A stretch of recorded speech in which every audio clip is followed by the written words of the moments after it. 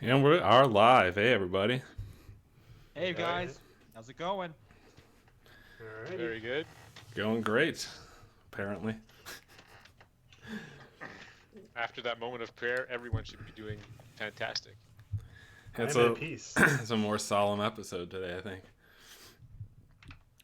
Well, welcome back, everyone. Hope you enjoyed the first 5 minutes of the episode so far.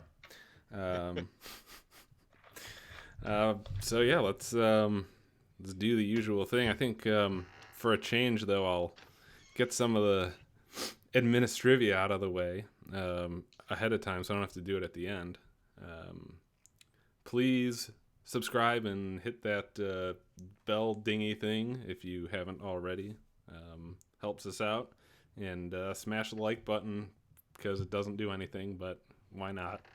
And so let's get on with the show then. Do the usual going around the circle and see what people are up to. So I'm going to give it to Steve first. Can I go second? All right, I'll give it to who do you want to go first? Renee. Renee, you go Damn it. first. Okay. All right. So I wanted to talk a bit about some of the UMD testing, the universal mega dumper that we've been doing lately. And just as a quick recap, I sent off maybe 8 UMD units to a bunch of different people who wanted to help out with the firmware and test and be some of the early adopters. So specifically on the Sega Master System dumping side of things, one of the early adopters, Artemio, noticed that a few games weren't dumping correctly.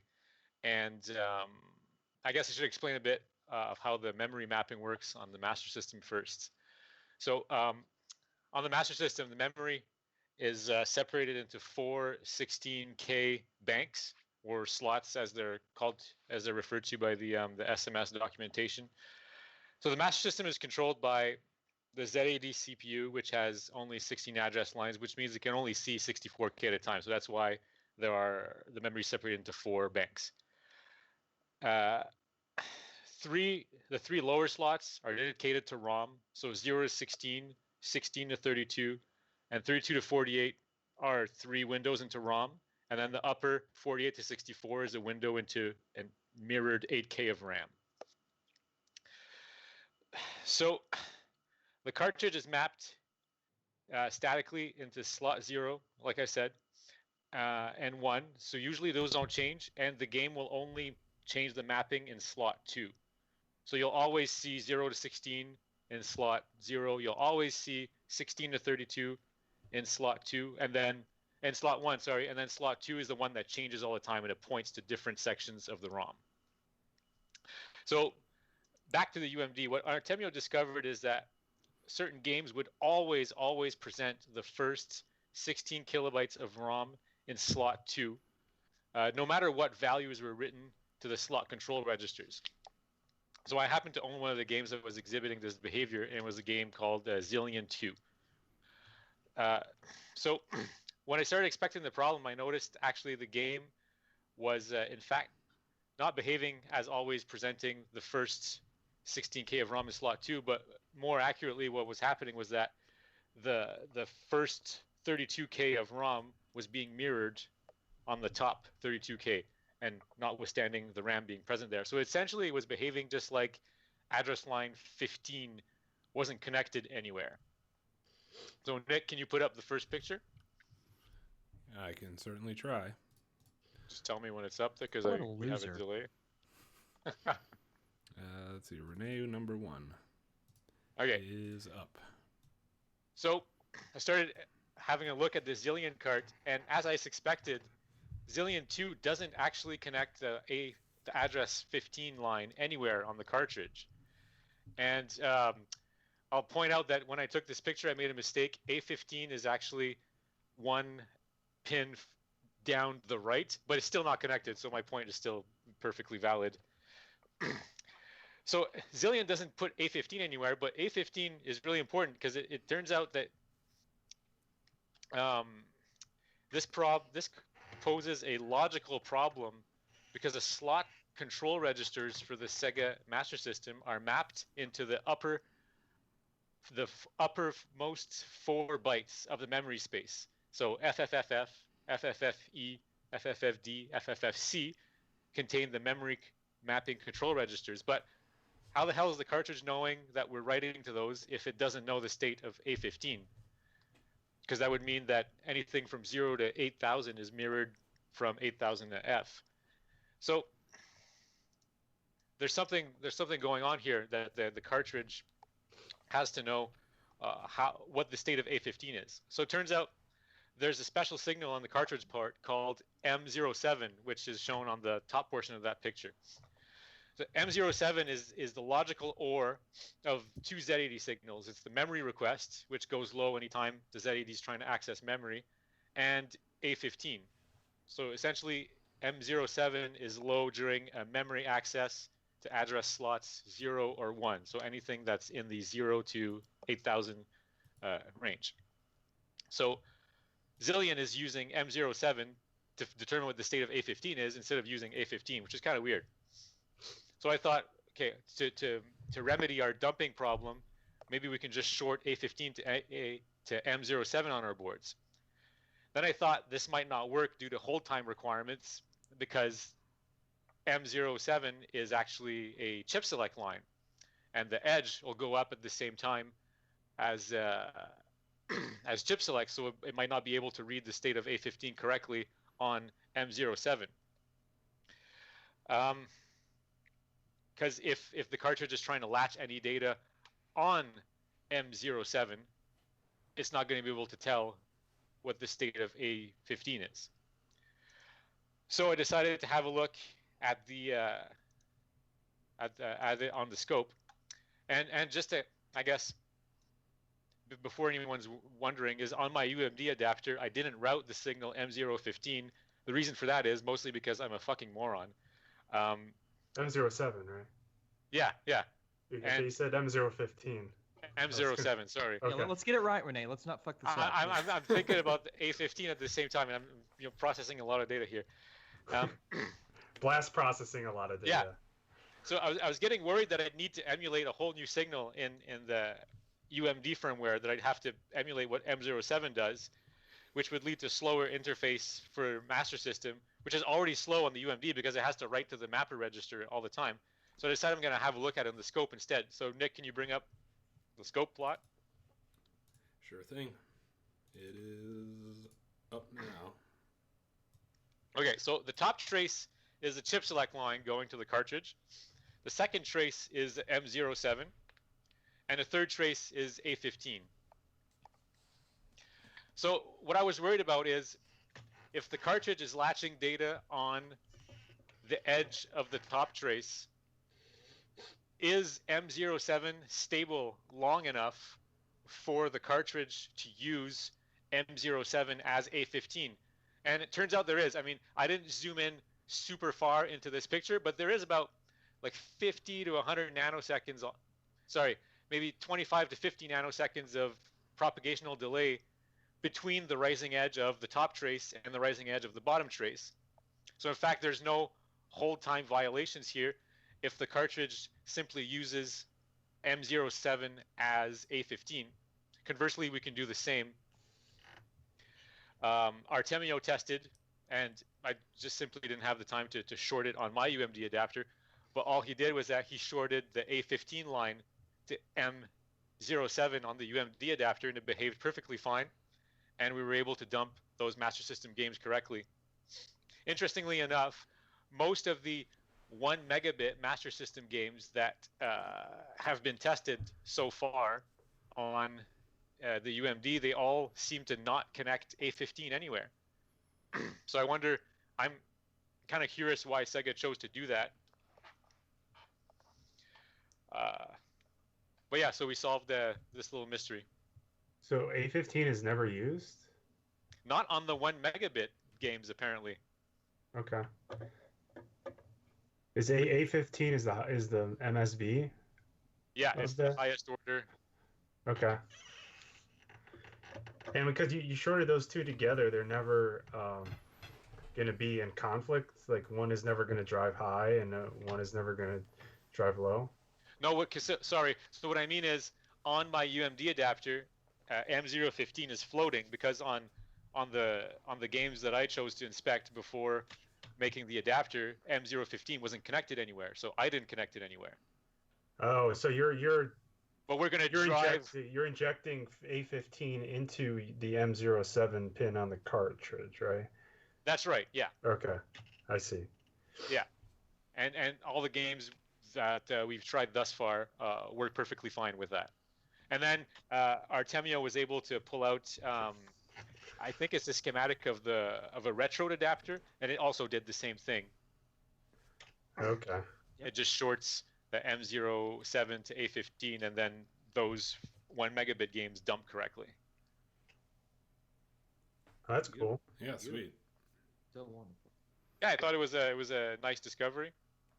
And there's more reason to me calling myself a fucking moron for not routing M07, because I've created 2 master system adapters for Genesis, and if I would have just looked at those schematics before making my UMD adapter, I would have noticed that M07 goes to a pin on the Genesis for the power base converter, so it's needed.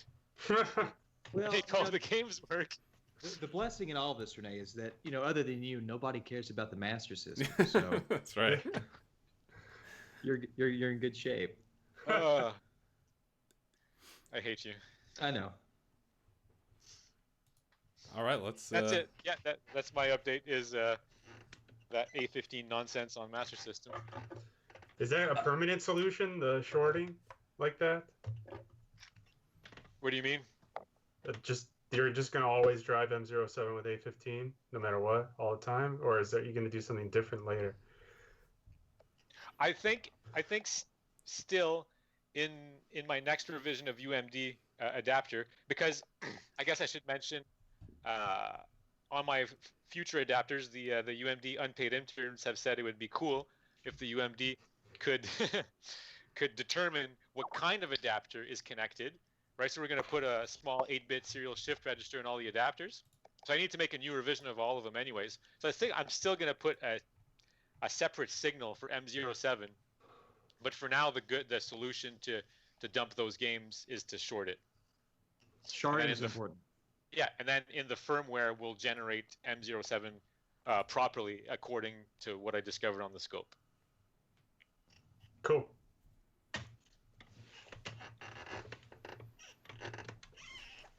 All right, Steve, your turn. Yeah, mine's going to be a little short and sweet. I was kind of mocking up something on a solderless breadboard. So this is a small solderless breadboard I bought off Amazon. I bought like a 3-pack. Mm-hmm. Some generic company, I don't know. Do those link, Steve? Just does that model link? Link what? Can you link additional? Oh, it's the plastic tabs. Yeah, it's got plastic tabs cool. to link. And so I was mocking something up, and I'm putting it on the scope, and this is after I made like a nice simulation of everything, and I wanted to like mock it up in a real hardware, and stuff was all wrong, and I thought all my simulation data was messed up. I go and measure it on the scope, and it's off, and then I like go take a whiz and come back, and it's like a different signal again. I kind of was like, what the hell's going on here? And I was constantly getting different measurements for no reason, and after a couple hours I finally like moved everything to a different breadboard, and it worked perfectly. And so I took the backing off of this thing, and I ripped off the metal contacts. This is on just one of the things, and you can't really tell, but the metal this is made out of, I don't even know if it is metal. Like it's like this weird, it has this weird consistency to it, and it's like bends really weird. And I measured like the resistance. This is one of the bus lines that I ripped off I pried it off the back up here. Gives you a lot of impedance problems. Yeah, it's like it doesn't make good contact, electrical contact. It makes mechanical contact, but then bad electrical contact. and I got like really high resistances from this end to this end, and I just took them and threw them in the trash and ordered one that was like a brand name, and I'm gonna do that from now on because it's not worth, like, what did I save, like $3 maybe, Right. and then I wasted like 3 hours. So I just like equipment like this. If it costs like a couple bucks more to get like a name brand, always go for it. The generic stuff is hit or miss. I mean, people have been complaining about these having like really tight connections. Like people, there's videos online if you look, like people buying like eBay knockoffs and Amazon knockoffs of breadboards, and they're like they have horrible, really tight connections, but that wasn't the problem here. Like the connection was fine. It was just the electrical properties of this was awful, and I threw them in the garbage and bought some good ones and solved all my problems. And so I learned my lesson on that. I just kind of wanted to share that with everyone.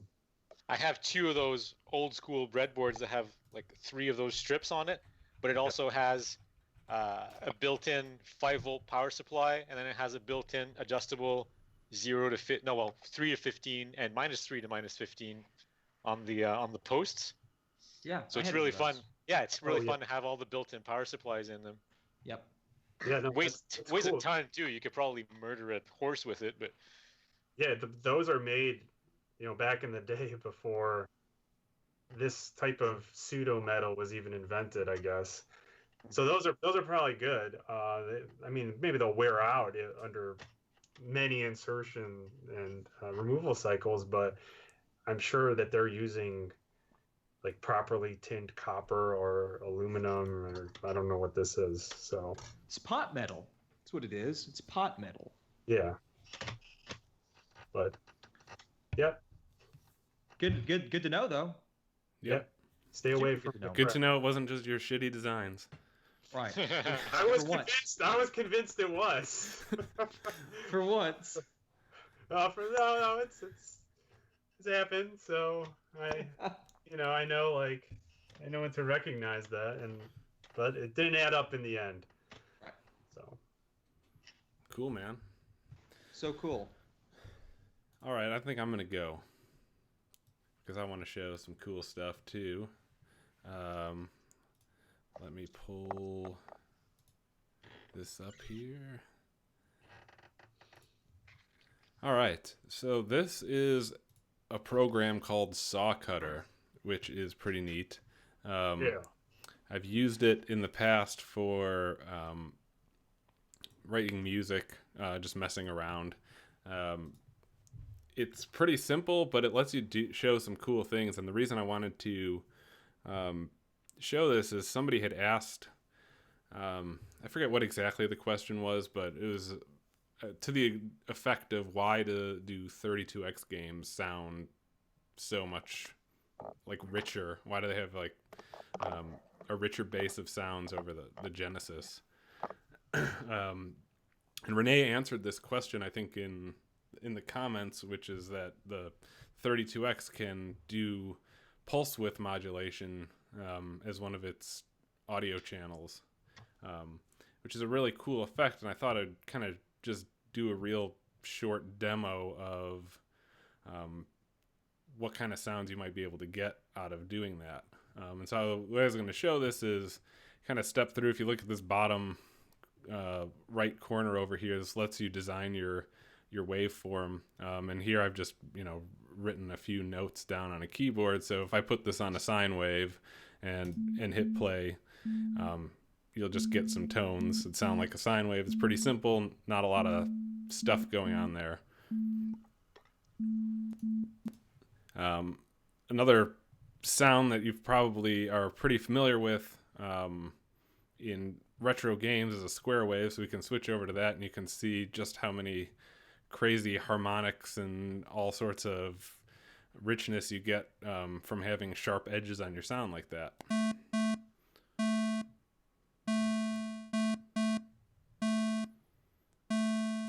So that brings to pulse width modulation. Before I show that, I was going to show really quickly what changing the duty cycle of a square wave sounds like. So this is your typical square wave. It's 50% on, then 50% off, and just repeats, right? Well, you can also have square waves that are only on for 25% of the time, and then 75% off, or the inverse. And both of those actually sound exactly the same.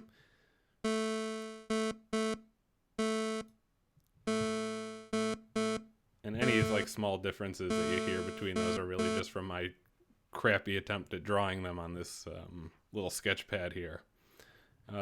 So what is pulse width modulation? That is, I believe it is a technique that was really designed for coding purposes. You could send a signal encoded differently depending on the length of your pulse. So a longer or a very short pulse might be, I'm going to send the letter A across, and a very long pulse might be sending the letter Z. And it's just a way of encoding data, but people also use it for doing really cool audio effects. So you could take like one sine wave and use the value of the sine wave to modulate how long your pulse are. So it's constantly changing. Sometimes you have long pulses, sometimes you have short ones. And you don't necessarily have to do this with a square wave. You could do it with other types of waves, but just to give you a sense of kind of the richness and difference in sound that you get from adding this capability of varying that up.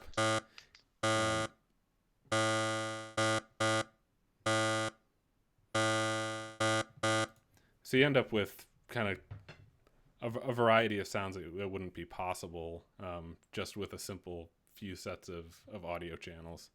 And there's a lot you could do with this, kind of only brushing the surface here, but I wanted to at least show that as a simple example of some things you can do to get cool sounds.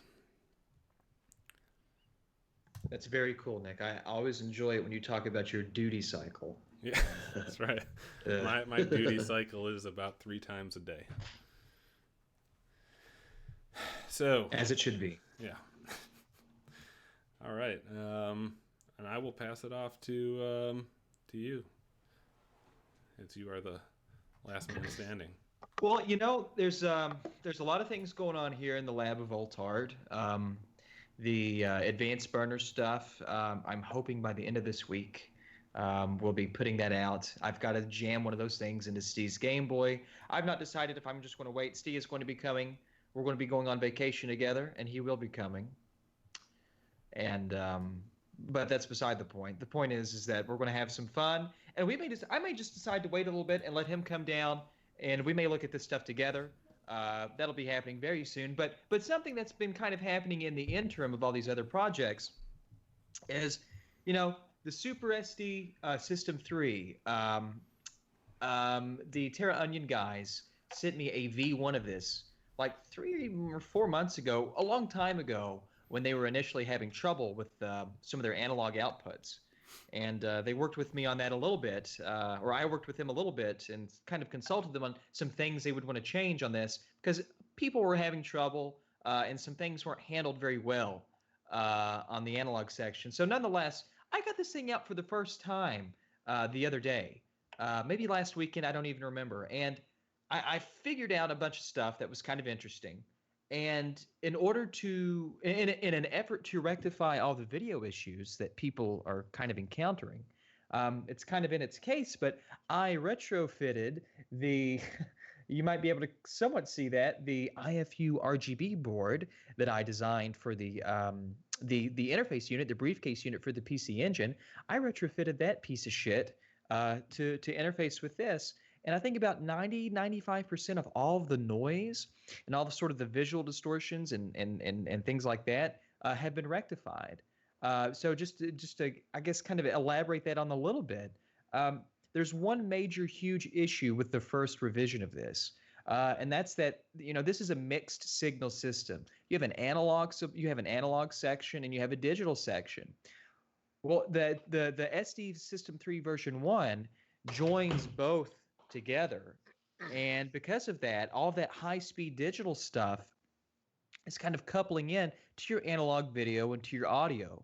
So what I had to do was very painstakingly basically separate the digital and the analog stuff. That cleared up a great deal of the noise. Now I have I looked at this, and Nick, if you'd be so kind to project picture 1 with my state-of-the-art capturing device. Just tell me when that's up, so I'll know when to talk. Yep. Yeah, Nick. There you go. So I was able to, after I interfaced my design into this, I've got the video remarkably very noise-free. That bit of ringing you see is just from that probe. That probe is kind of noisy, but this is dialed into right around with the calibration on my scope here. I'm within 30 millivolts roughly, nominally, of being within like what we would consider perfect spec of video, which is fantastic. And it really, really works well once you hack the shit out of it. Now, there's a second picture where I was doing a lot of testing with the HD Retrovision cables, because a lot of people had issue with the rectal cables with the version 1. People reported noise and this and that and the other. Well, I got out the rectals, and you can populate picture 2, Nick, and I got some plots here of the component inputs, and everything looks fantastic now. It looked like shit before, but now after doing a few little mods, the video is fantastic. Now the audio still has some buzzing. I have not looked at the audio side of things, but the video is looking about, I would say 90% of those problems have sort of, dissipated, right? I've resolved those issues. Now they've sent me a version 2 mainboard, because there are still a few people who are complaining about some noise issues. But when the version 2 gets here, I'll be able to finish testing something. And Nick, if you want to pull out picture 3. This is the FU RGB board, and this has been designed specifically for this SD3. Normally, I wouldn't do something like this, but this thing's had so many issues with video, and I think people are just looking for a quick fix. This is designed primarily to be installed into a version 1 unit. But if the version 2 is having issues, I want to know about that before I send these off, and I want to see if I can accommodate or make those changes accordingly. So, if V2 has some other special issues that I can also handle with this design, I'm going to do that. But nonetheless, this is probably what it's going to be. And this just simply, this attenuates, we're attenuating the video off the PC Engine on the input side. And then we're coupling that into the inputs. Now, the great thing about doing it this way is that on the outputs of this buffer, you don't really have to worry about anything. If this is designed to interface with, well, on this device, there's a Model 2 Genesis connector, right?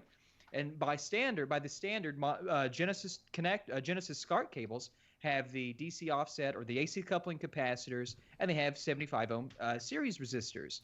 You don't need to worry about anything. You don't have to shape the video out. You don't have to worry, oh God, are the resistors there or they're not there? This will work beautifully. And the composite sync output is buffered properly on this too. And that also means that if the Genesis cable has a 470 ohm resistor, great, it'll work. If the cable doesn't have a 470 ohm resistor, great, it'll work. You don't have to worry about this bullshit anymore, is what I'm trying to tell you guys. All right, let's just be real with each other. All right, let's get naked. But at any rate, that's what I'm working on, and I had a lot of people ask me if. Also, I'm sorry. On the right section of this, board, there is circuitry here to properly drive composite video, because that's evidently an issue for some people too. So there's a whole section here that's dedicated to composite video, so that you're getting properly buffered C-Sync, you're getting your properly buffered and restored composite video, and you've got your buffered RGB outputs ready to go. When will this be available? I'm not going to say because I need to look at some data and I need to do some more testing. But this will be available for people, and I'm going to help you, and I'm going to work with the Terra Onia guys, and we're going to make sure that we get this issue straightened out. And the V2 board is still headed your way. You don't have that yet, right? The V2 board was shipped to me, I believe, the other day, maybe this morning or yesterday, and it's en route to me. And as soon as it gets here, I'm going to put it. We're going to take it apart. We're going to do a lot of signal analysis, and if it suffers from the same problem, if it suffers from similar issues that it would actually warrant installing this board into a V2, then I'll greenlight it. This might just be a V1 thing. This board might just be limited to the V1. It might not solve the problems with the V2. I don't know yet. But as soon as I do, we'll have data, to substantiate or to corroborate that. You used to have a V2 jumper on that board, like you were showing us some pre-renders before, and so you decided to actually get the V2 and do stuff before you. I'll be honest with you, and that is actually my fault. That's an older render. There's actually something I just sent to Nick. If he wants to bring that up, and I'm glad you mentioned that, Steve. There's in our group chat. There's another picture, Nick. That's my fault. I sent you the wrong one. The V2, the jumper on the V2, and let me know as soon as that's up so I can explain this, because Steve does bring up something very sexually important. All right. Okay. So on this, I'm holding. Yeah, it's beautiful. So, oh, there it is. Oh, is it up? Okay. No, it's not up. Oh, yet. No, it's another one. Yeah. No, it's your same one.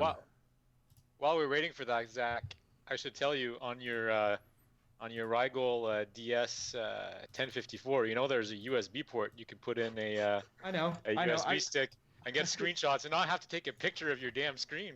I didn't have my flash drives out here. I took them all upstairs. But at any rate, you should have saw earlier. Like I was calling him and I asked him what he was doing. He said he was drawing a sketch of what the waveform looked like. I told him, don't you have like a phone, or you can use the USB port? Do you know how long it took you to do those graduations, you bastards? Anyways, so there's a jump here. That's why all the values are perfect. They're within video spec. He drew them in.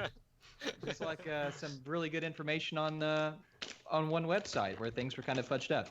Anyways. God, that's terrible. Let's not get into that. There's a jumper here that's annotated V2. Well, the thing about the V1 is, if you have a V1, you need to clip pins on the back of the connector. You need to clip. There are 2 digital ground pins and there are 2 analog ground pins. You need to clip the 2 analog ground pins so that they're isolated and not joined to that copper fill. So that you can isolate the digital and the audio grounds on the pins, right? Well, after you clip those pins, you'll then attach one of those analog grounds to the AG&D solder pad, the analog ground pad.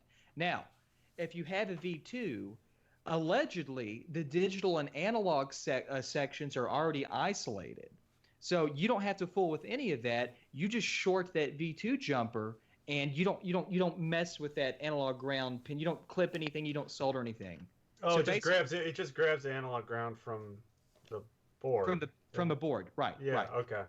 That makes sense. This keeps you. So you've got an analog ground pin you've got a ground pin that this board sits on. Well, if you're putting this on a V1 board, you don't want that talking. You don't want that connected to the rest of your ground. So that V2 jumper keeps that ground isolated, and it's only connected when you short it. So that's just a compatibility thing that should make this seamlessly work between V1 SD3s and V2 SD3s. It's just a ground isolator is all that jumper's doing. Firebrand X wants to know where you're going to put the V3 jumper. I don't think if there is a V3, I think it's if there is a V3. I hope that they actually work with somebody, or maybe they'll work with me, and we'll design a proper video circuit for the thing. Because more problems, more, not to really drag this on, but on the V1, when I was talking with them, they're using combinational logic to come up with a composite sync signal. And they're doing this in a way that's just really not good. You really can't do it with the PC Engine like that. You can't do that. I would argue you can never do it the way that they were doing it. Like, it's a common misconception. It's floating all over the internet, combining H and V sync into C sync. And I don't know, one day I might write a blog post on why you don't want to do it and like techniques to do it correctly, because that's all you find online if you Google that, is this logic gate nonsense. Well, there's a composite that, the 6260 combines horizontal and vertical sync for you, Yeah, and it does they it output already. that beautifully. It's there. There's no point in doing this. And the fact that they did do that, people ran into tremendous compatibility issues because some televisions and PVMs wouldn't lock onto that. They wouldn't trigger off of that.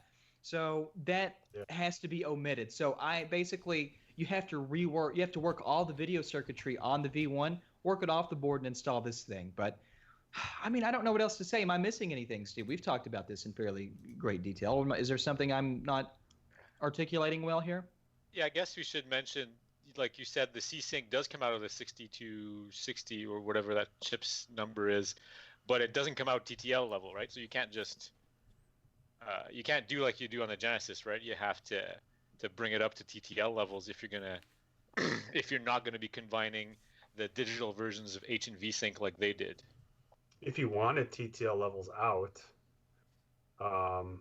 Oh, shit, my mic was muted. I was trying to respond. I'm sorry. But the thing is, who really wants, unless you have that really special scaler or unless you have that really special CRT, I don't give a shit about 5-volt logic in a sync signal. And I don't think 95% of the other people do either. I think if you just buffer it out, it's about 800 millivolts. I think a nominally 800 millivolts the composite sync is.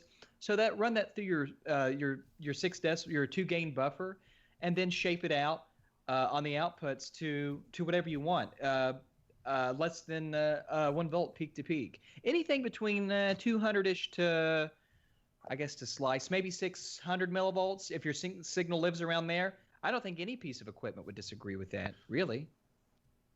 Other than some piece of shit that you shouldn't be using in the first place. But that's my opinion. Steve may have a different opinion. René may have a different opinion. Nick doesn't have any opinion. I mean, nope. But I had some issues on the graphics booster if we just buffered. Why do I'm speaking like that? Oh, I'm not gonna name his name. We at DB Electronics. Yeah, my whole team of one. If I just buffered that, people who were using shard cables with 470 ohm resistors into devices that were expecting TTL, well, not TTL, sorry, but the sync signal was too low and it wasn't syncing. Did you AC couple the video? I don't know what they did in their cables. I'm not responsible for people's shit signal. But there's significant. There's some DC offset though in the C-Sync output off the 6260. I'm just wondering. Oh yeah, it's idling. It usually idles near 5 volts and it drops about 0.6, 0.7. So it's a low going drop. But yeah. Okay. Yeah. Anyways, I'm naked. But anyways, I mean, for the most part, I mean, a lot of people have been interested in this. I've spoken about, sort of the hackery that I've been doing with the SD System 3 to hopefully address a lot of these video issues. That's on my Twitter. We've done me and Nick have Nick participated in a test stream, as we call it, where we kind of showed off the results, and based on the data that I accrue with the V2, there'll be updates on this, but I'm not doing this as a profit thing to make a product. No, I'm going to try to help these guys. I tried helping them before. They took about 20% of my suggestions. Nonetheless, I'm going to help them. We're going to make video great again. We're going to make analog video great again. Sweet. They're good guys. They're good engineers. Listen, a lot of people are giving them a hard time, and I understand that. Their PR sucks, but there's never been another device for the PC Engine that is an optical drive emulator coupled with a Hue card emulator too. I mean, if we can get them past this analog video and sound stuff, they've got a phenomenal product, in my opinion. Penis. And this morning they posted a tweet that they're actually going to have their own support forums soon. So they had a screenshot of it up, which is fantastic news for anybody who doesn't want to go to the depths of hell to So talk wait. to them So about. Huge help. So they're solving the problem of going to a forum to have support by just opening a new forum for support. I Well, guess it's it better that solves it's their own forum. Yeah, it's right. It's still a forum. but it's not controlled by a psychotic overlord. Yet. Yeah. I suppose it could be, right? It could go to shit, but I think it'll be better than, because just getting an account on the old place, I think, is not trivial either. So you have to prove your worthiness and make sure you read every post in a 100-page thread before you even dare to ask anything. Because if you re-ask something that's been asked 18 pages ago, you are out of there, buddy. Cool. So I think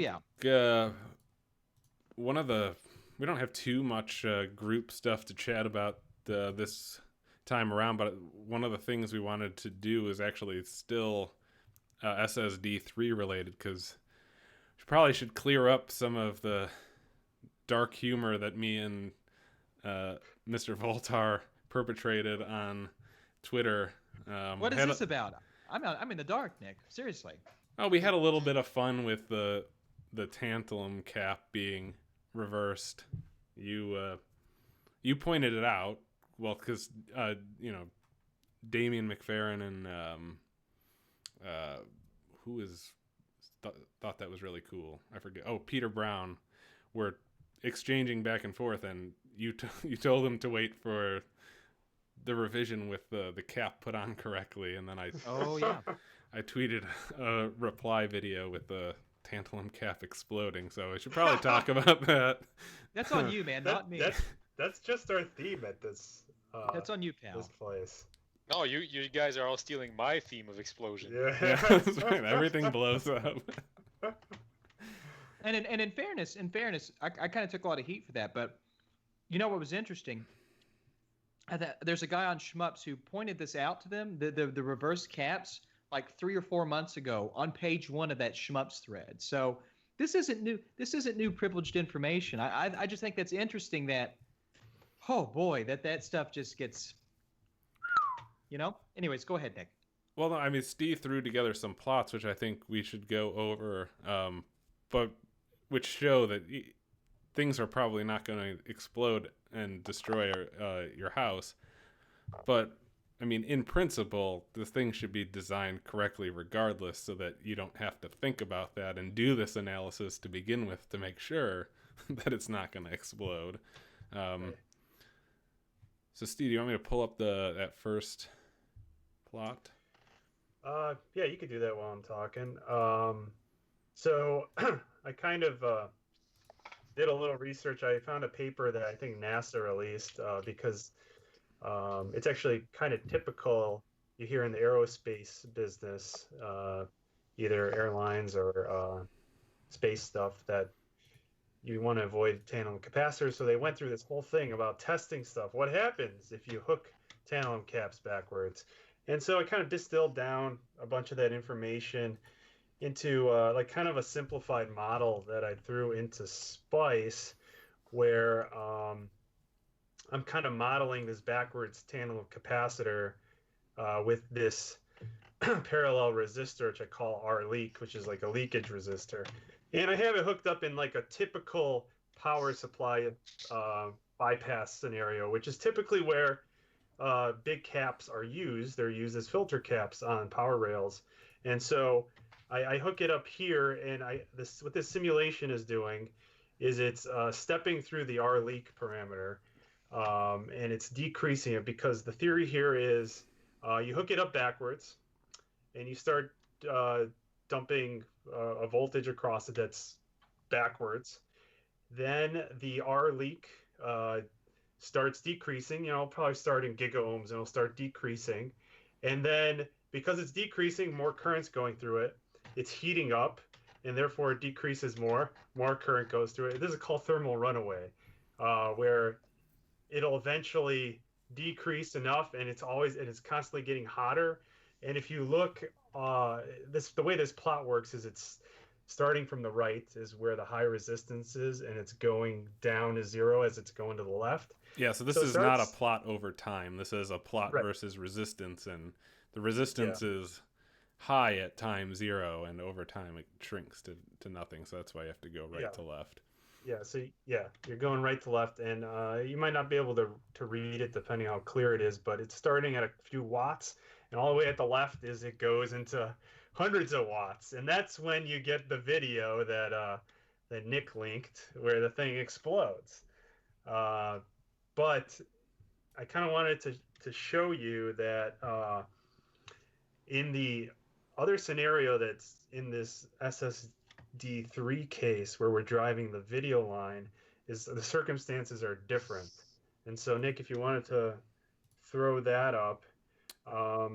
So the DC bias that they set up the composite video line on the SSD3 is around 2.1 volts. So I have that as the source, and then it goes through the 75 ohm resistor, goes through the cap, and then the 75 ohm resistor to ground.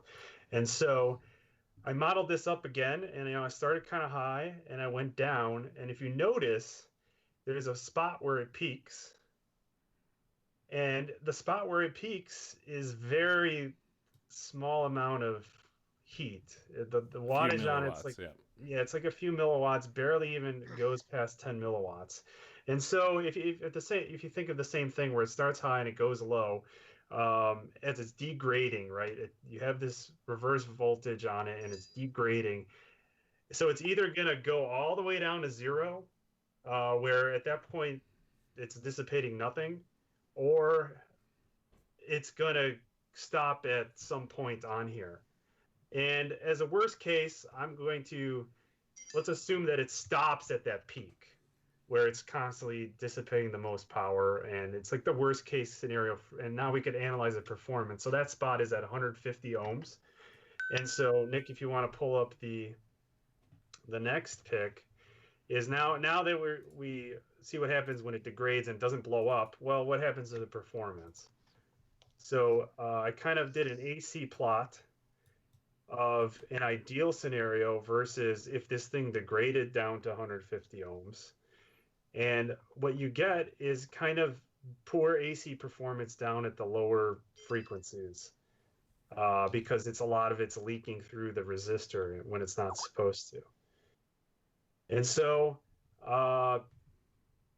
this is what this comes down to, is that for sync purposes, you're not going to really notice anything. I don't think this small amount of degradation is going to cause the target device to lock on improperly. I mean, it's possible. I think it's very unlikely. But if I was to explain further, the green is the ideal scenario, and the red is kind of skewed over. Red is the degraded, if you can't read the text. And so, I mean, you might notice the composite video maybe have some field tilt problems, and field tilt problems we discussed this, I think, in My Life in Gaming also discussed it. If you have a capacitor that's too low, and you have that in the video line. So I kind of modeled that a little bit on the next picture and the last picture, where like having a degraded cap like this which is effectively 150 ohm across the ideal cap, kind of performs somewhere around like 130-ish microfarad capacitor. So technically the worst case scenario based on this simplified model of your performance that you're going to get with the cap backwards is going to be kind of equivalent to 135 microfarad capacitor. Some of the low frequency stuff might suffer, but that's like if you change scenes really fast, there might be some weird brightness shifts that are very minor and go away really quickly. But I think for sync purposes, not going to do much. and composite video, you're not going to see much. So I think this is something, a non-issue, but like Nick said, it should be the correct orientation regardless, and at least in future builds.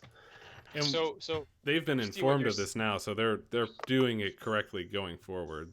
So right, and I think they even reworked a bunch of boards. Yeah. So Steve, what you're saying is it's not gonna blow up.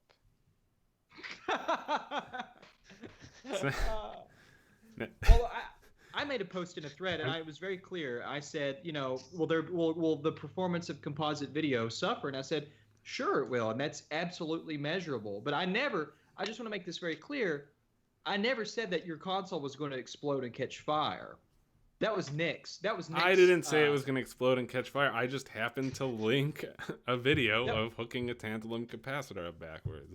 I said, this is a designed to work with a forward biasing voltage. You're swapping that around. You're going to get some leaky currents, and bad things may happen. But Nick had to show the goddamn scene from Terminator 2 almost. So let the record show I'm very disappointed that it's not going to blow up. I know. I mean, if you really want your console to blow up, just use an EverDrive. I'm just kidding. Really? New version or old? Doesn't matter? How dare you? What you have to do, and really what you do have to do is use the multi-card that I used in the picture in our intro. Yeah, the 180 in one. Oh yeah, that one's bad. Yeah. Well, I saw people in the chat saying that this stream makes them terrified to use any of their equipment, but as it should. You should be. Hopefully, you should be scared of everything. Hopefully, Steve has quelled your fear about the backwards cap. Yeah, it's because there's series impedance in line. That's what makes it different from putting a tantalum on a power rail, where it's like there's rail. Yeah, it's just gonna short your power supply and explode. But in this case, if it shorts down to 0, you still have 150 ohms in series there, and it's never going to draw enough current to heat up that much. Well, listen, I still want to make a point. I want to make a sort of an addendum to what you're saying. I still think that it's a good practice if you're going to AC couple your video with tantalum capacitors, double your voltage supply, which means don't use 6-volt caps, use 10-volt caps. So that if one of your tantalum caps fails or conducts and it shorts, you're at least doubling your supply voltage in your system, which in all these systems usually run at 5 volts. Things might be a little safer. Steve might be. Yeah, no, that's true. I'm pretty sure in that NASA article that they said that how much it degrades, how much that leakage starts to build up, is dependent on a percentage of the rated voltage. Correct. So it's like something like around 30-ish% is where it starts to go into thermal runaway. So if you pick a 25-volt cap and you only put 5 volts backwards or 3 volts backwards, then you might not even hit that case, right. that scenario where it starts going out of control. That's right. Yeah, that is important. But I don't know. I think it's kind of important if you guys wanted to talk about why this happened, because I think it's a pitfall for designers, why this was put backwards, and it wasn't just installed backwards; it was designed backwards. Well, it's the footprint of the capacitor on the board. With capacitors like that. On the footprint, the chamfered edges, the side of the capacitor with the angles on the silk screen, that determines your polarity. And the other part of that is tantalum caps are not treated as like electrolytics are, where the band or the stripe is indicative of the cathode or the negative polarity. Tantalum capacitors, that stripe is your is the positive side of the capacitor. And so what I think probably what happened was maybe they read the data sheet, which was wrong. Right? The schematics were wrong. Yeah, right, exactly. And so schematics. It wasn't an assembly issue. Oh no. Oh no. I'm sorry, it wasn't. But that's not an assembly issue. But that mistake, when people use tantalums, They didn't do this, but that's done all the time. Right.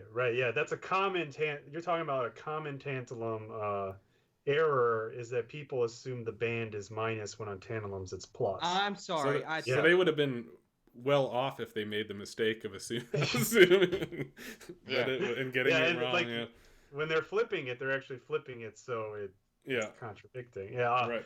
But I was talking about like how this came down in the first place, where there is an error in the data sheet. There's an app note figure that shows the caps backwards, and then like a few pages down in their eval board, they have it correct. Right. And I think it's important to point out that like there are errors in data sheets, and you shouldn't blindly copy them. You kind of need to think about like what makes sense and what doesn't make sense. Right. And if there was no schematic in this app note, in this data sheet at all, you should be able to know which way the cap goes. Well, not the Terra Onion people didn't respond this way, but when I said, yeah, I'm sorry, the app notes in that data sheet are they're just erroneously wrong, people on the forum got really offended. Like, how dare you? TI doesn't make mistakes. Nobody makes a mistake around here. I'm like, guys, this shouldn't even be in question. If you need me to tell you that you don't need to reverse bias the AC coupling capacitors, basically, if you don't need to swap the AC to invert the polarity of your AC coupling capacitors, you probably don't need to be doing anything with analog video and designing it. I'm sorry, I know that sounds terrible, but that's akin to you going out to your car, guys, and putting the battery in backwards and inverting the cathode and the anode on your car. I'm really just kind of dumbfounded by that personally, but I guess it happens if you're not a big analog guy, right? Maybe, I don't know. No, I mean, it just happens in data sheets everywhere, is my point, is that you need to have a fundamental understanding of what you're doing, and otherwise these traps are going to get you. Right. If you don't understand that stuff. Right. And I've seen it before, and it sucks, but that's the reality. You gotta know what is going on under the hood. Otherwise, this stuff is going to get you. That's right. Yeah, like if you're searching for parts on DigiKey, often you'll find the link for the data sheet. Then right under it, you'll see a link to the errata of that data sheet. So you have to be watchful of that too. Just don't blindly only click on the first link. Look at all those documents in there. There are addendums, there's errata, there's updates, and usually they'll keep all of the documents there. They won't just re-upload a new one, right? Right. And it's remarkable, though, despite that, that data sheet, I think, was last revised several years ago. Maybe it's just because everybody automatically assumes and knows that that's erroneous data, and they're like, who gives a shit? But they've not updated and revised that segment. I think that's in the AC coupling section, or the AC biasing mode section. It's like it's an example. They're like example circuit for one scenario, and it's just one figure, and then but elsewhere in the data sheet it's shown properly. So actually, I have that right here, Nick. If I sent that to you, would you like to show people that the part in the data that sort of segment in the data sheet? Is it like a picture you have? It's a picture, and it's a picture that I have, and anything that has like a red dash next to it, that's the cap in question. That is inverted. Did you send wrong. it or? Oh, I can. I mean, are you naked? What's he gonna show if he doesn't have? You didn't send him anything. Yeah, I think. Be very careful of what pictures Voultar is going to send you. Yeah, that's right. I had to look twice. Leave me alone. But anyways, it's there in our group chat if you would like to show that. Yeah. You told everyone we have a group chat. Well, it's on our supposed to say. It's on our Hangouts. I mean, it's on our Google Hangouts. So fuck off. But it's that data can be found on page 25 of the TI 7374 application notes. That's in the.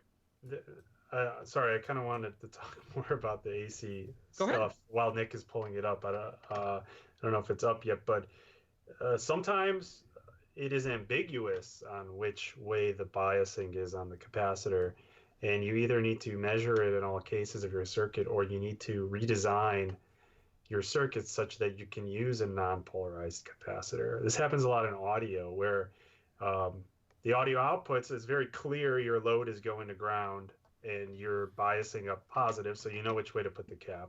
Right. But if you've got like audio inputs and you could hook up anything into these inputs, you don't know what the DC bias is on these inputs.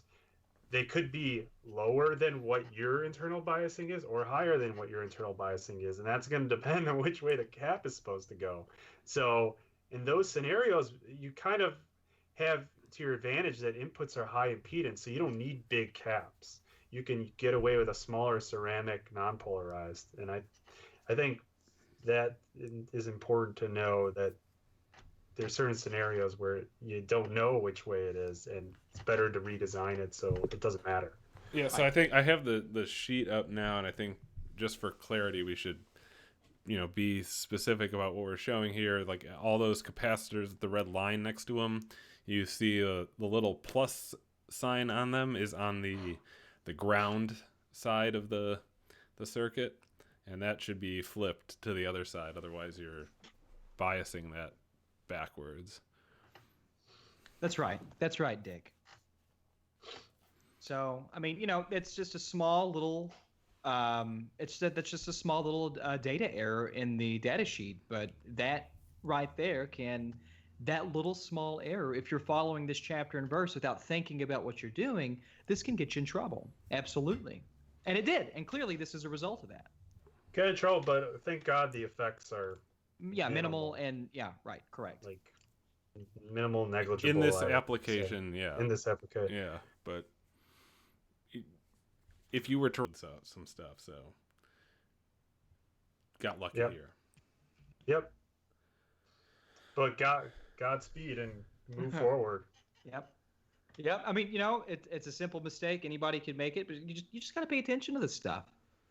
Yep. So if we can help them, let's not talk shit about everybody. Let's try to be nice to some people. They're good people. Let's help people when we can. Naked, preferably. Of course. Cool. All right. So what's next? Oh yeah. You know what? I wanted to ask if this was you, would like a recall would bankrupt them. So, what would you do? Even think I was against the first recall, so. Me too. I don't think that this is no, this is fine. Well, all right. That's I don't know. What do you think, René? I've had one experience where I got 100 graphics boosters in, and as I was testing them, I found that the color burst oscillator wasn't working on any of them. Right.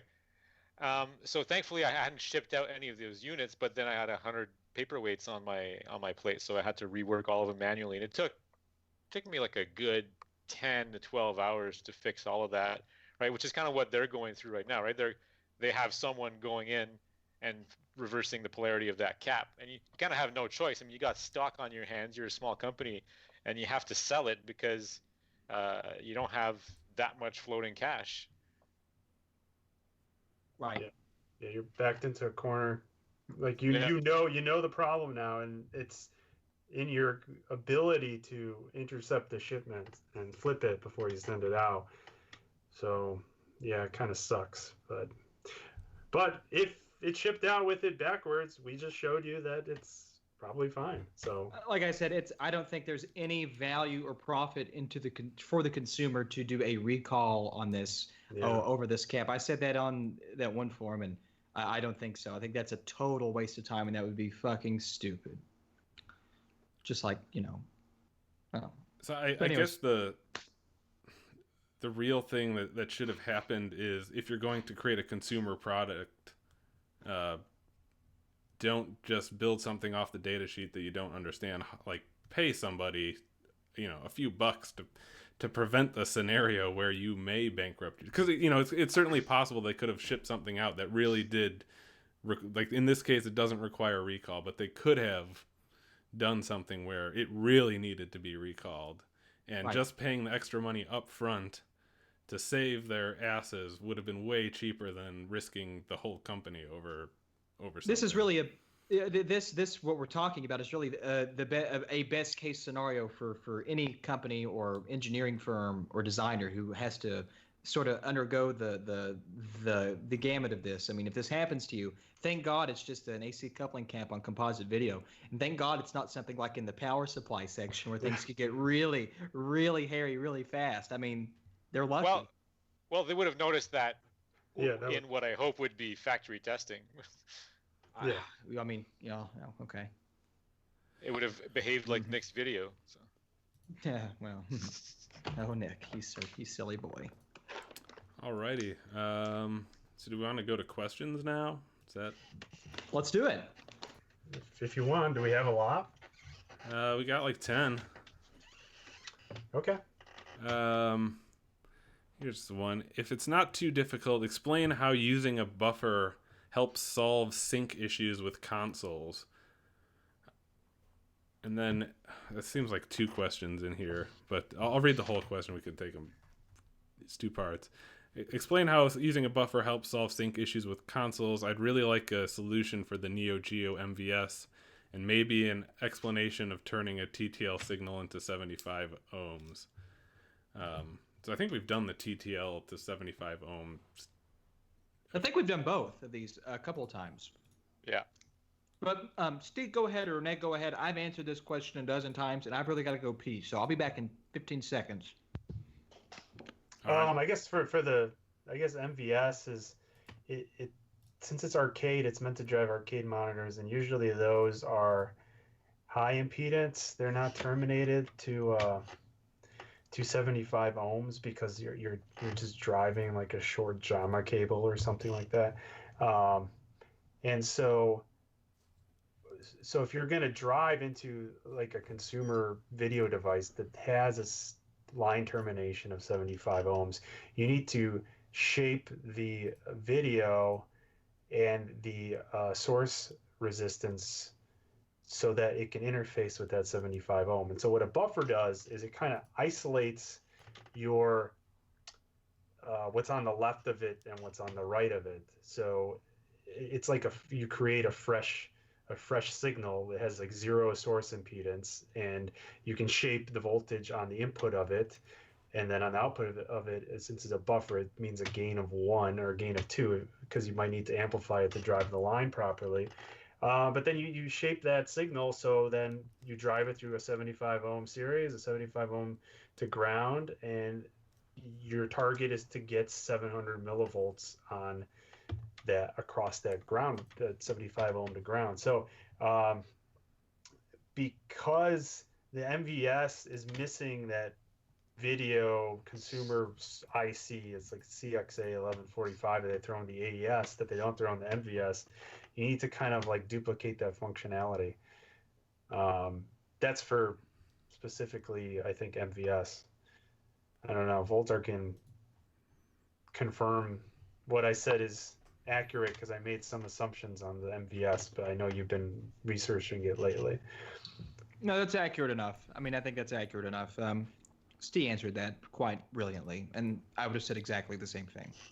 And TTL is the same thing. It's just you have high voltage and you need to interface it with a level that's supposed to be much smaller and with a lower impedances, because if you jam a high voltage down a low impedance, you dump a lot of current, and so that you can damage the driver chip if you're doing it wrong.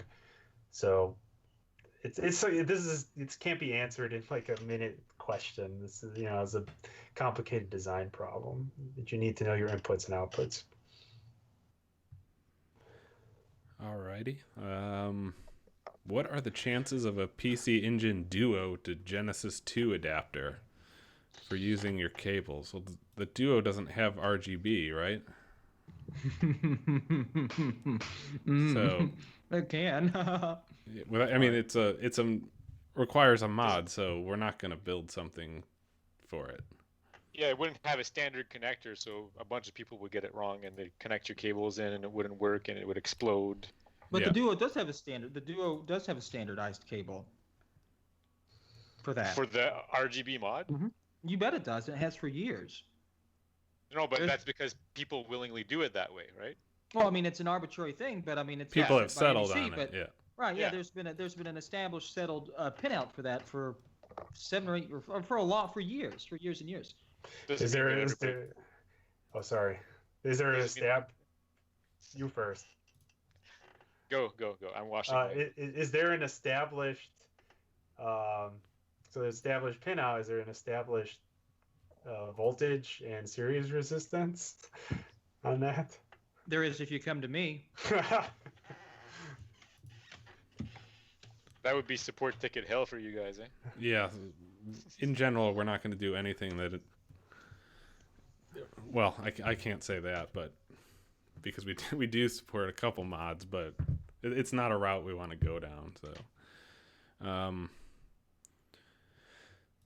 I didn't pee, by the way. you take a dump in your backyard? No, I decided to come back in because I want to wait. I want to just go ahead. Go ahead. Some people were worried that you hadn't washed your hands and then you were eating.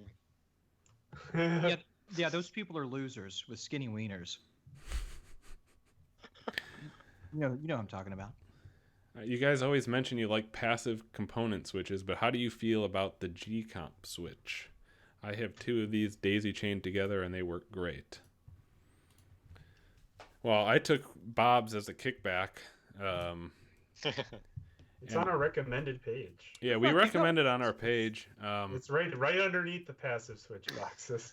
I did have some sync issues recently that I haven't pinned down yet. I haven't had time to mess with it. I was using a Super Nintendo with a SD2SNES through the gComp switch and then into a OSSE. And I was getting frame dropouts kind of randomly. And so I want to revisit that and see where in the chain it was. I suspect it could be something to do with the gComp switch, but I don't know. That's interesting. I've never seen one in real life. I was all for mechanical component switches until I recently switched to an Extron Crosspoint, a 12x4. It's amazing. It's amazing, and I picked it up for $50 on eBay. So it's 12 inputs of components switched to outputs. Is that $50 shipped? It was $70 shipped to me. Yeah. Please. How much were the BNC adapters? The BNC adapters were a whole lot more money. How much was the styrofoam they put in the box? I don't know. But anyways, the point I'm getting at is to get that much switching out of mechanical component switches actually cost more, even if I got the cheapest mechanical component switches. Before they skyrocketed in price, I bought 2 of those Pelican Universal System selectors that are powered, and they're they both have 8 inputs each. They're powered, of course. Those are phenomenal for me. They do composite video, component video, S-video, and Toslink. Pretty cool. That's what I use. I think those use relays, which is kind of like they do a hybrid. It's not a mechanical only. It's not electrical only. It's electromechanical. Whoa. Yeah, it's pretty cool. So you kind of avoid the solid state transistor problem that we talked about like 6 podcasts ago. Yep. What causes lag in some SNES games? With FPGA technology, would it be possible to have an accurate system without lag in those games? It's a really complicated question. What causes lag games? I guess you could answer that by saying, so a game is synchronized to the vertical interrupt, right, the beginning of the frame, so that it'll, when the screen is ready to be drawn, when the video processor is ready to be written to, the game dumps all the data that happened in the last frame, right? That the character moved to the left, whatever, all the stuff that it needs to update on the screen. If so much stuff happened in the CPU loop that it's not ready to write the graphic changes to the chip, it's actually going to skip that one and continue processing until the next frame. So that's when the game slows down by a frame, is that there was too much stuff to calculate during that That's right. portion. Yeah, So during that portion. What games does this happen? Is this something with like too many sprites being on the screen causing this? I'm not super familiar with SNES stuff. This happens all the time on SNES because it doesn't have blast processing. Mm, It okay. slows down all the time, especially Absolutely. on shooters, right? Absolutely. Like shmups are horrible on SNES because of that. Gradius free. Fucking Yeah. For- So actually no, I mean it happens on Genesis too. I mean if you have a whole bunch of rings and you get hit with Sonic, the game slows down tremendously to draw all those rings, right? And you know that's the CPU problem because if you do a CPU mod where you can increase the clock speed of the 68K, then a lot of that slows down, goes away. So, but the question is, can you get rid of that by with FPGA changes? I mean, you probably could, but you're not going to be compatible with all the games, right? There's some games are not going to play well with the increased CPU speed. I know when you, if you buy an EverDrive, it says that it doesn't play well with increased CPU speed mods. And maybe, I guess the other side of that is they could have been referring to the no flicker mods that you have on, I think the AVS does that from Retro USB, right? Because there's a sprite limit on NES, right? 8 sprites per scan line, and you can turn on the no flicker, but I don't think it works well with all the games either, right? There's some games that don't play well with that too. So again, I don't think you can have something universal that fixes the lag. There's no because the software was like written with that in mind that would be locked down. That's not a variable. The CPU speed that was fixed. Right. And I mean, we took advantage of that. Our test software counts down, at the beginning, 5 down to 1, and that's calculated based on the CPU clock. They have a delay subroutine that counts clocks, and yeah, that's how it does that. I mean, a lot of those games, like you're talking about system limitations at that point, but like the NES, you can have X amount of sprites per raster line. So, you have like 4 enemies basically that are being drawn on the same line. Well, games have code, they're like Steve said, there's kind of subroutines in there like, okay, guys, we have 4, we can't have any more, we need to diverge and we need to do this, this, and this. Well, if you have like hardware that's just saying it's reprogramming the PPU and adding, I guess, more gates in there so that, we don't care, there is no sprite limitation. Things aren't going to, you can jam as many sprites as you want to on a scan line. What happens to that code when it's running through its checks and it sees that, what happens? I'll tell you what happens. Pat Robertson happens at the 700 Club. Shitty things, my friends. Shitty things. I'm going to go ahead and I'm going to go ahead and say, if you have an FPGA clone that behaves and lags the same way as the original console, then that's a sign of a good FPGA clone. That is good simulation or emulation. Oh fuck. And Which is it? And XOR. Simulating an emulator.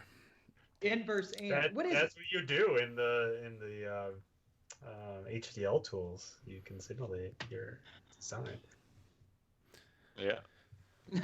I mean, is it simulation or emulation at that point? So it's 4 layers. It's 4 layers of it. It's yes. The answer is yes. This next question I can tell comes from a guy named Doug. Has it truthfully ever crossed your mind about doing a batch of Atari Jaguar adapters? Really? There are only like 5 of those in the wild. There's no point. I mean, yeah, how many people own a Jaguar? 2? And there's somebody that commented on our video, I think one of the last episodes, they said they owned 3, so that only leaves 2 more. Yeah. So there is a guy that has put together his own, which we don't have one, so we haven't analyzed it. So we can't really recommend or not recommend it. I don't think we have plans to, but that's out there if you want to mess around. It seems that some people have used it and it's been working okay for them. As for us, I can truthfully say that it's crossed our mind, and that's all I can say. That's it.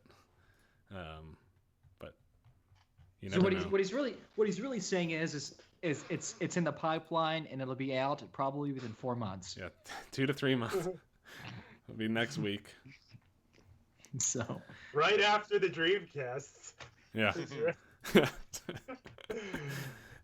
your cryo chambers, guys. Lots of things have crossed our mind, but you never know if they'll actually be a product or not. That's all I can say.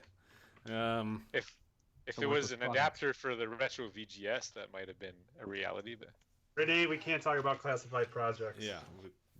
Yeah, All you of our signed an Mike NDA, right? Kennedy related stuff is under NDA. Yeah. What is the difference? Oh, okay. Somebody wanted to point out, I think this was a question last time, if there was a difference in quality between PS2 Sync on Green and Component, and he wanted to point out that none of us mentioned that PS2 supports progressive scan and HD resolutions with Component, and I guess it doesn't on Sync on Green? I don't know. That's a good question. I really don't know. Like Gran Turismo. So effectively, Gran Turismo 4 or A-Spec, you can't Yep. get that higher bandwidth video with the Sync on Green setup. I am not sure. So the reason why the HD kind of gets a little wonky, the progressive scan still works. It's the HD, the 1080i, which is on Gran Turismo 4 Tourist Trophy, which runs off the same engine. I think it's like a motorcycle game. Oh, okay. And I think one more like Jackass the Game or something like that. It's because of the sync waveform for HD is the tri-level sync. Mm-hmm. If you want to see what that looks like if you ever gone to our sync jitter page where I kind of explain sync jitter, I mentioned the tri-level sync, and I don't think that the RGB is able to support the tri-level sync. There's not going to be devices that are going to know what it is. It was really defined for YPBPR interfaces. So I think that's why it's not going to work with HD resolution. It should work with progressive though, because progressive sync is still bi-level. And I know like FrameMeister can take sync on green. Can it take, well, not the sync on green, but if you split out the progressive scan from the sync on green to its own sync signal, it's still bi-level. It knows it's 480p. Right. Right. That makes sense. I think OSSC does sync on green as well, doesn't it? It does. Yep. It might, but I never looked at what comes out of the PS2 if it's set to RGB in the system config, and you activate 1080i in like Gran Turismo. I never looked at the output. Yeah, that's interesting. That might be something to look into. I've only looked at the output on YPBPR when you do that. I guess I don't understand this fascination of sync on. What is wrong with component video on the PlayStation 2? Can someone explain this to me in clear terms? Because I think I'm pretty well versed in the PS2 hardware, and I don't know. I guess I just don't understand where the problem is. I think it's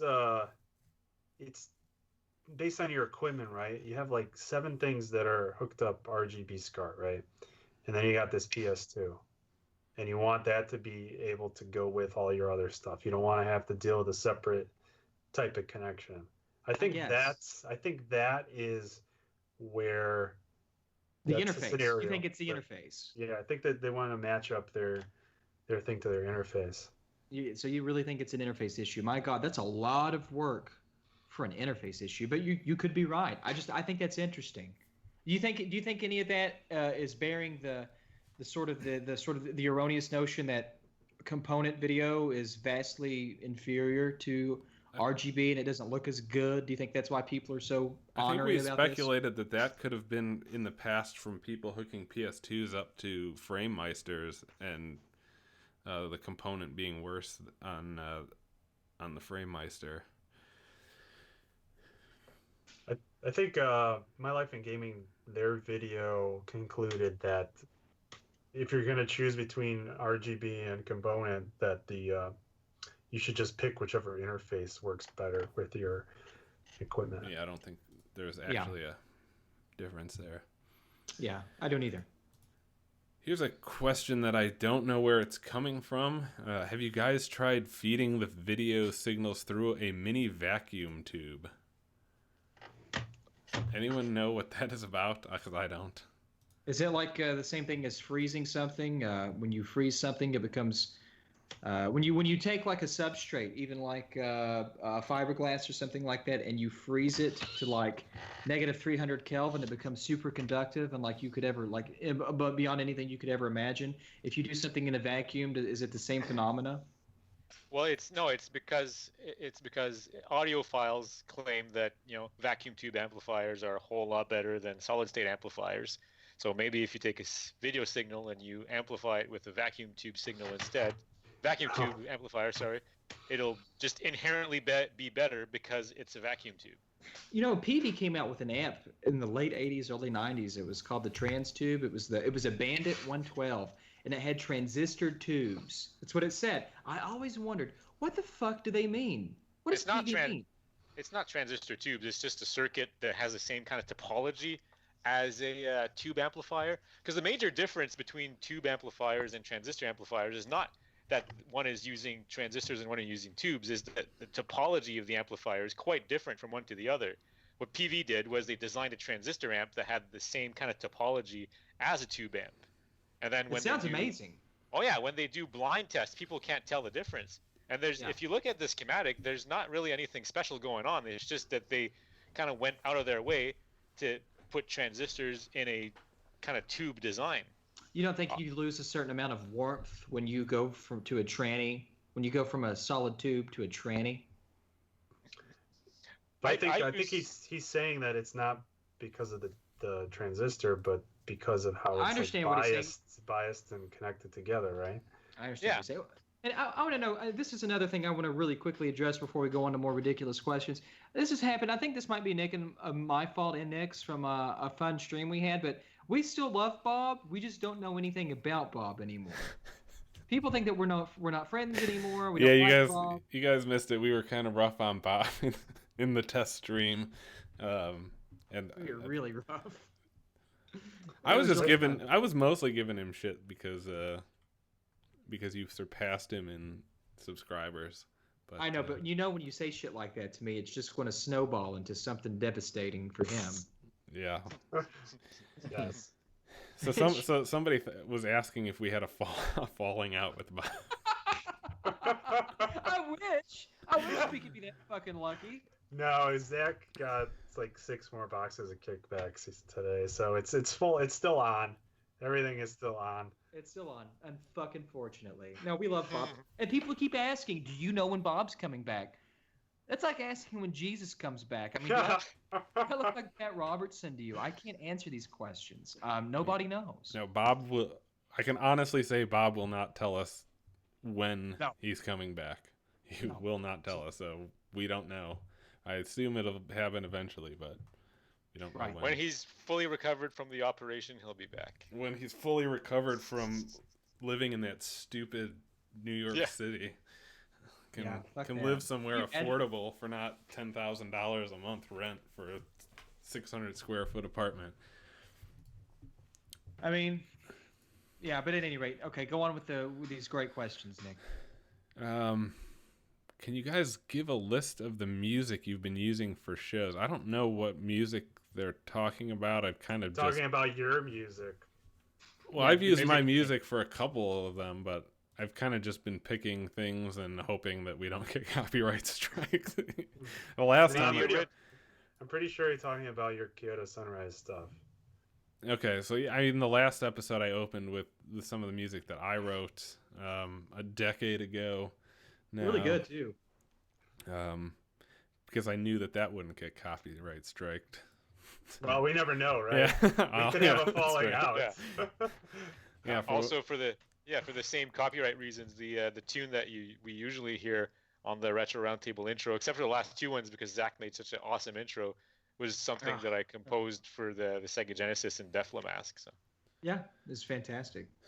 Yeah, and even the music today that led our spiritual beginnings, I found those on YouTube. YouTube has like a little tool for finding stuff that you're not going to get a strike for. So like public domain music, almost. Yeah. Or very loosely licensed music. Yeah, it's got both on there. I picked the stuff that was public domain and didn't require attribution, but I guess in the future I can start adding that to video descriptions as well. Yeah. Because I like having a little waiting room music. Yeah. Let's see. I'm working on an extended version of the intro song. Oh yeah, that'd be Yeah. sweet. Nice. It'd be nice to have something for the outro, a little bit longer. Bob style, how he's got the longer version for his song. Oh yeah. Here's a question for us, but I think we can answer it a little differently, which is, have you thought about creating your own HDMI cables? And there's a lot of reasons that answer to that is no. Yeah. You can get good quality HDMI cables for a decent price, and the reason you can do that is because the companies that make them are making them in millions, and we are never going to make a cable in a quantity of millions, so we will never be able to even compete with anyone. And it's not like analog where you need gobs of shielding to have something that works. Yeah, it's most of the stuff is out there is really good because they have to go through testing to have the HDMI certification. So this analog stuff, they don't need that. That's not necessary. And so the only thing that that would bring to the table is if there was something like branded by us. All you're really buying is the branding, because you could get the equivalent with many other products that are probably cheaper. So, it doesn't really make sense. So once you move to digital. So anything with the chip on there, the encoder chip has to pay like royalty or licensing fees, whatever. Do the cable manufacturers have to pay that too? Okay. I don't know if it's the royalties. I don't remember the royalty price breakdown. They do have to do testing. There's cable tests. Okay. Pay for test. You have to pay for testing. See, I didn't really research the cables. I know more about the source and sink, like something that provides HDMI to VM, something that accepts it. And I know with those that you have to test. Like a first product has to go through their testing facility, and any subsequent product you are allowed to do your own internal testing with equipment that has been certified. Like you could buy your own equipment. Like this is what the big companies do, right? They have they've already put their first product a long time ago, like Sony and Samsung and all them, and so they have their own test facility with their own equipment, and they run their stuff through that. For cables, I'm assuming it's the same, but I haven't really read the section on cables very thoroughly. What a loser. Yeah, so, I mean, just HDMI in general, because it's proprietary, it's an expensive proposition. You have to pay, like, kind of an upfront flat cost. You have to pay a per item sold cost, depending on quantity that kind of varies. And then you have to pay for the testing. So doing anything like that is super expensive. And those companies who are making millions of them, kind of that just washes out. But and that's why, like, most of the hobbyist projects you see that are using HDMI are not doing it properly. Really, they're not licensed. They're kind of just flying under the radar. So they could theoretically get in trouble. Any of those. I won't go naming names, but just pick something. Pick something in this field that has an HDMI thing on it, and it's probably not officially licensed. And having said that, the hundreds of thousands of Android TV boxes that you see on eBay from China, I seriously doubt that any of those devices have been inserted by the HDMI Pat Robertson Commission 2. Are you sure? Because every time I contact a company in China that deals with HDMI technology, the first thing out of their mouths is, "What is your HDMI licensing number?" before they even want to talk to us. Yeah. But do you think by the time that happens, don't you think HDMI will be like akin to what SCART is today? It'll be antiquated, and there'll be newer standards by the time the HDMI analyzer comes to fruition for people. I'm sorry, I'm just being an ass. Nobody's laughing. Well, we have till what, 2070? There you go. So I don't know. It's a risk. That connector's going to be around for a long time. Yeah, I'd say that connector is going to be around for, well, I would say maybe another 10 years. Is it mini USB deprecated? And people still use that. Yeah. Yeah, there was I remember talking to an engineer at work about this. I'm like, dude, man, why they switch to micro USB? It feels like so shitty in the insertion and removal. It feels like it's always gonna fall out. And he's like, well, they actually did testing on mini USB and they found that its cycle rating was low, and that's where they got micro. But I don't know. I still rather use the mini. It just has a more snug fit. I don't know. Yeah, I like the mini a lot better. Yeah, me too. There used to be an older mini where it didn't have the crinked sides to it, and apparently when they did the thing with the crinked sides, that it increased the cycle count by a lot.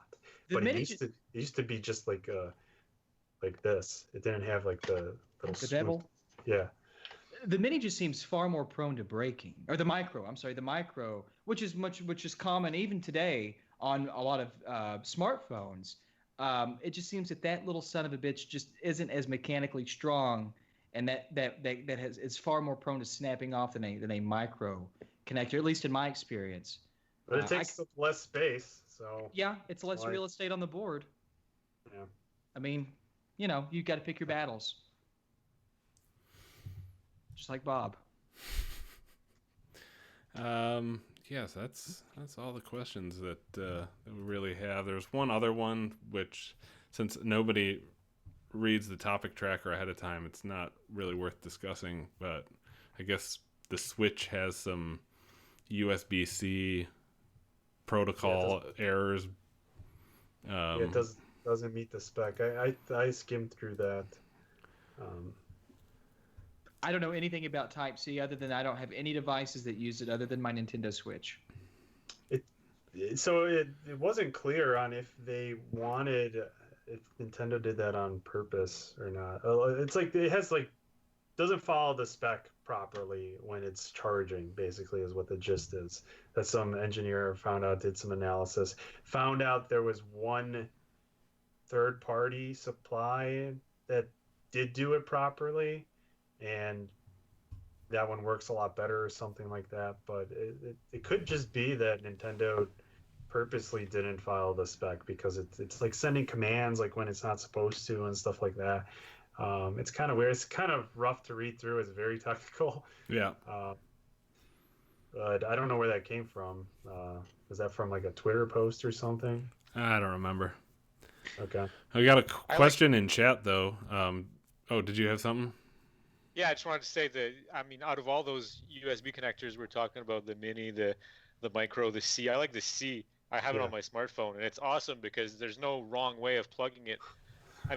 For USB, mini, and micro, there's a right way, right? So you'd think that you get it right 50% of the time, but I'm sure and positive if I would watch a movie of my life, I get it wrong 90% of the time. So USB-C is a godsend for me for that, because then I can get it right 100% of the time. Especially when you're masturbating in the dark and you can't see and you have to plug your phone in because it's going to die, and you're like, Jesus Christ, what the fuck is going on here? I've got to finish. First world problems.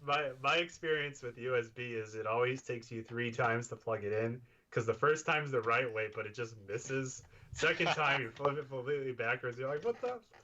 And then you plug it in the third time, and it's like, what the hell? I tried that already. It happens all the time.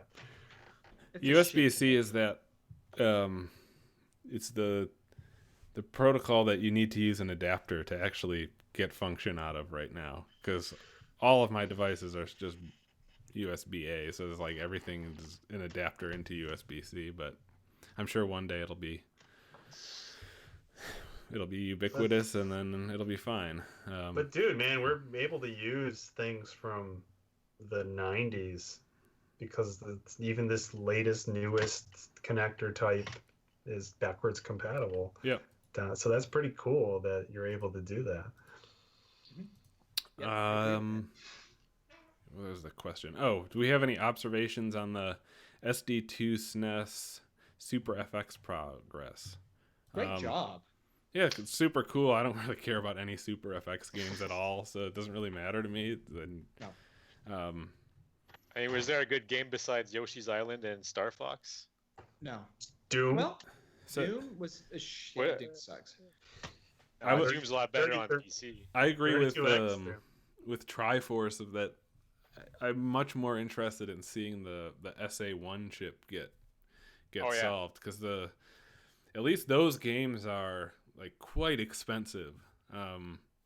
Isn't the SA1 isn't that just a die shrunken 65816? Yeah, it's a higher megahertz rating. Yeah, another processor. Yeah. Okay. Well, I mean that shouldn't be too. That should be a lot. That should be a lot more. Well, none of this is trivial, but that should certainly be a lot more trivial than that proprietary Argonaut chip, the FX chip, right? I mean, suppose we so, have- but it hasn't been done, and like, so people who want to play Super Mario RPG gotta spend $1 bajillion, right? I mean, it's just a 65816. I mean, we have documentation on that on the cycle level, so that should happen. Yeah, and it included the CI chip in it too. I think, right, which is very well understood nowadays. Right. Yeah, So I mean- that would be cool. I agree with Frank Strasser, which is just like, if this SuperFX thing didn't get done on the SD2SNES, is like have an SD2SNES, a copy of Star Fox, and a copy, like even Yoshi's Island is maybe $30 game. So Yeah, it's pretty Right. cheap. The one thing that would be cool though is if people make ROM hacks of Yoshi's Island. That would true. be cool. if Yeah, you could that's play a those. different. Yeah. Yeah, that would be great. Cool. So yeah, I think that's everything. Gonna wrap it up for the night. Unless anyone else has anything they want to talk about. No, I mean, I think that's all the topics that I had, and I had a great time. What can I tell you? Alrighty. So we're gonna wrap it up early. Yeah. Okay. Wrap it up a little early. And I guess we'll see everybody in sometime later this month, maybe. Couple Later this weeks. month.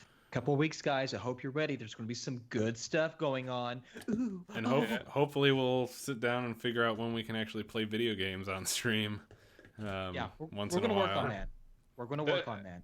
A major problem with that too is that I don't own a modern console. Oh well, I was gonna stream retro stuff and just have Excellent. Somebody. We just need like one of us to be playing a game and at least one other person sitting there hanging out and talking to the chat. I would love to watch René speedrun Super Metroid. Yeah. I need to get my streaming setup going. I have everything. I bought everything for it, and it's all nice and neat boxes, ready to be unpacked. Somebody did ask. What are you doing then? It looks like you're just fooling around in hotels and motels. Like, Yeah, what are you doing? why are you wasting your time? your Set wife that leave shit you? up. I have a I have a job that's very demanding on travel, unfortunately. So Somebody away asked from in home chat, often. who is better at electric guitar, Voultar or Bob? The answer to that is going to be Voultar. No, the answer is René. Voultar, then René. Bob's a distant third. I know how to play a G, C, and D chord. There you go. He's That's ready like to join 80% of the Skinner. songs right Yeah, there. That's right. I got it all down. He's ready to go Nirvana. Anyways, Alrighty, guys. We will see you next time. next time. Until next time. Be seeing you. Yeah. Take Like it and subscribe. easy. Yeah, Yeah, do that. Voultar.com.